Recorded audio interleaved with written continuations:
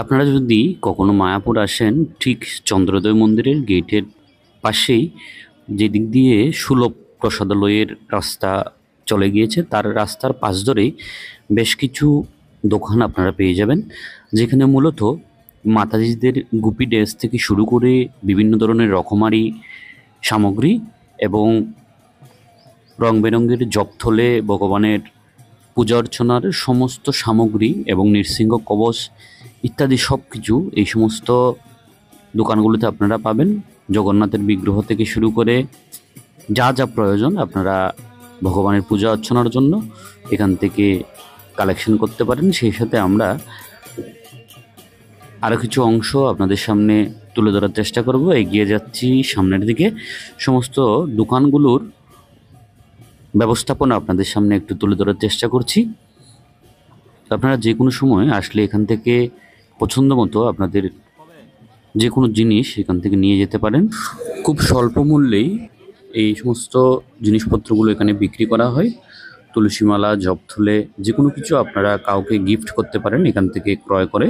অবশ্যই মায়াপুরে আসলে এই মার্কেটে আসবেন। শুধু গৌরভক্ত মণ্ডলী, ধারাবাহিক ব্লগ ভিডিওতে আপনাদের সকলকে স্বাগত জানাচ্ছি। কাটুয়া ধাম থেকে আমাদের পরবর্তী যাত্রার উদ্দেশ্য হচ্ছে সিধা মায়াপুর। বর্তমানে আমরা এসে উপস্থিত হয়েছি নবদ্বীপ ঘাটে।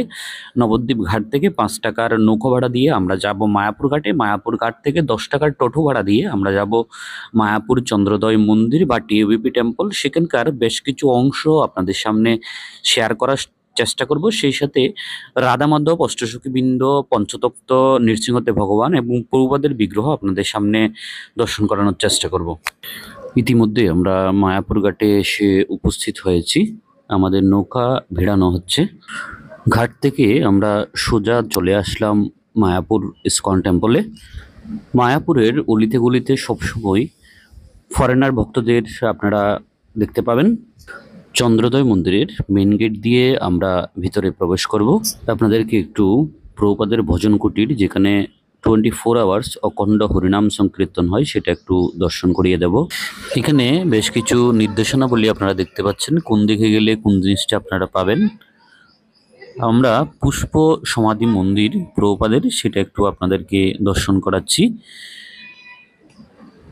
চারিদিকে বেশ কিছু ফুলের বাগানও রয়েছে এই পুষ্প সমাধির মন্দিরের পাশে। দূর থেকে আপনাদেরকে সেই সাথে টিওবিপি টেম্পল অফ বৈদিক প্ল্যানেটোরিয়াম সেটাও একটু আপনাদেরকে দর্শন করানোর চেষ্টা করছি। অপূর্ব সৌন্দর্য দর্শন করানোর চেষ্টা করব। এবারে আমরা যাত্রা করব গোবিন্দাস রেস্টুরেন্টের উদ্দেশ্যে। সেখানে আমরা প্রবেশ করব। ভিতরের কিছু অংশ আপনাদের সামনে তুলে ধরার চেষ্টা করব। সম্পূর্ণ রেস্টুরেন্টটি শীতাতপ নিয়ন্ত্রিত এবং রাধামাধব মন্দিরের ঠিক উল্টো দিকেই। সেখানকার মেনু চার্টগুলো আপনাদেরকে একটু দেখিয়ে দিচ্ছি। তো আমি অর্ডার করেছি মশলা ডোসা, যেখানে ছিল 1 পিস ডোসা এবং মশলা আলু সাম্বার এবং প্রিনেট চাটনি। আমরা একটু ট্রাই করব আজকের এই প্রসাদ। ট্রাই করে আমার কাছে স্বাদ অত্যন্ত ভালো লেগেছে। আপনারা গোবিন্দাসে আসলে অবশ্যই এই মশলা ডোসা একবার হলেও টেস্ট করবেন। ডোসা খাওয়া কমপ্লিট করার পর যেহেতু আমার কিছু সবজি এবং চাটনি রয়ে গেছে, সেই সাথে 2টি তান্দুরি নান অর্ডার করেছি।